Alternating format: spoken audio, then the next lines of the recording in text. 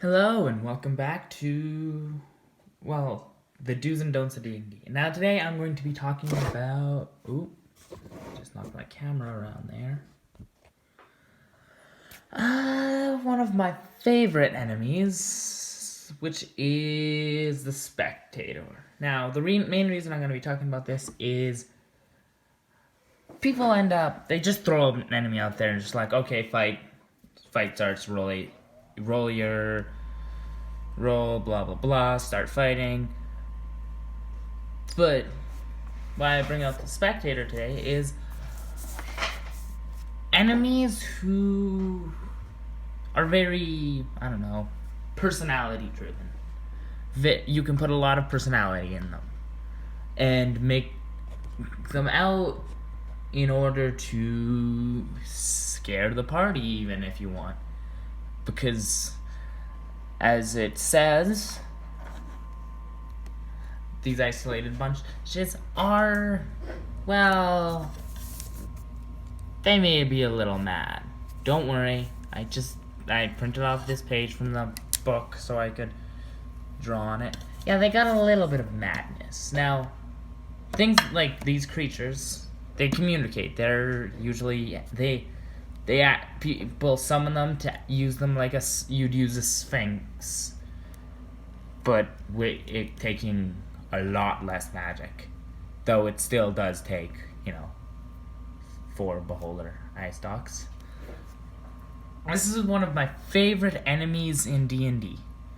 The reason for it, it's so much fun to play as a DM.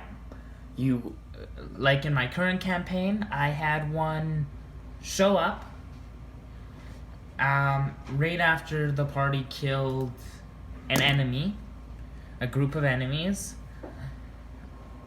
who are linked to the Spectator, and it instantly shows up and asks them about why I killed a regiment, and making it act crazy by repeating what it's saying over and over and over, and being very creepy, having its tongue drag around, its super long tongue that you can see in the picture, having it float as close and be as creepy and weird as possible, but also communicating with the party, so asking them questions and going through and seeing, and of course I played it off as it was a very powerful monster,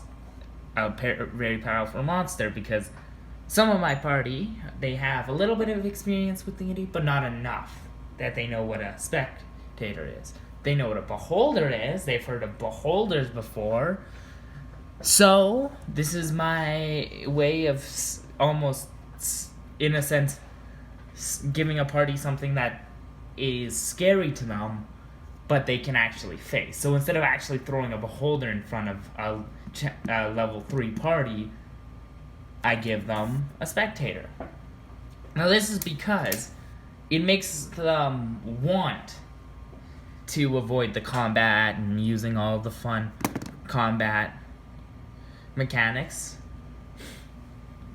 And this allows you to basically create a threat, in a sense. Like, you can create it as making them think is a lot worse than it is, so they have to find a way to work around it. But of course, if they fail to work around it, they still have a chance of fighting it off without a total party kill. Or if they act like idiots and just straight up attack it, they still have a chance. It's gonna hurt a lot because of how its eye-ray system works. But even then, it's not like it's the actual thing. It's not like it's the challenge rating 13 beholder. But if you play it right, and you hope your party gets low rolls, they can easily mistake a lowly Spectator, a lowly challenge rating 3 Spectator, for the deadly challenge rating 13 beholder. I think it's challenge rating. Yeah, it's challenge rating 13. Which, to those who don't understand the difference, this gives you 10,000 XP. So more than 10 times that. And it also uses 3 eye rays instead of 2. It has about 5 times as much health. Or 4 times as much health.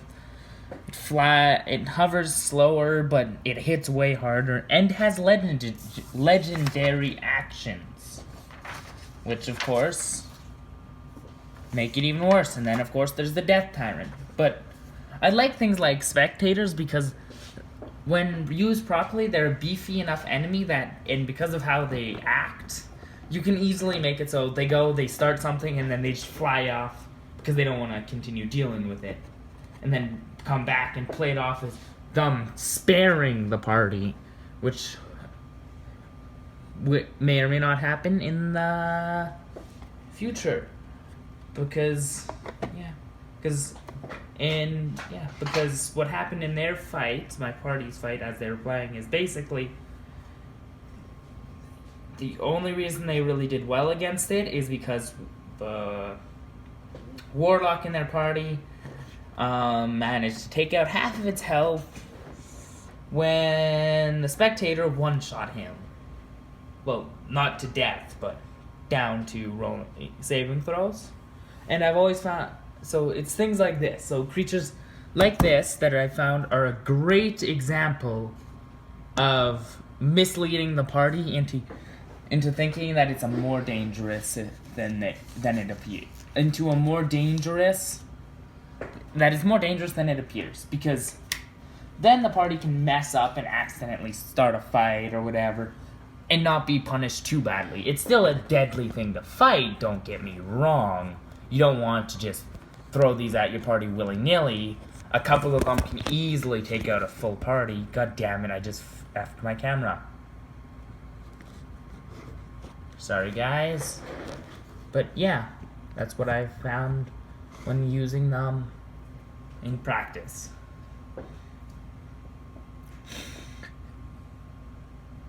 Yeah.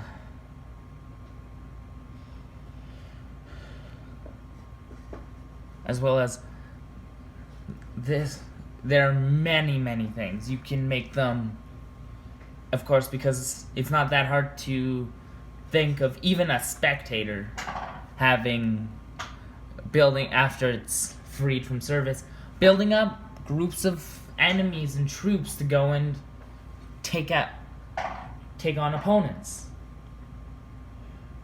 and making them even like lower tier bosses, if in that sense, a boss that you may not want to fight and you might just trick your way past or do other means. Very hard challenges, of course. You're not gonna make your boss fight easily surpassable, but you can easily use them as a lower level monster, as a lower level boss monster. That's all for today. Peace.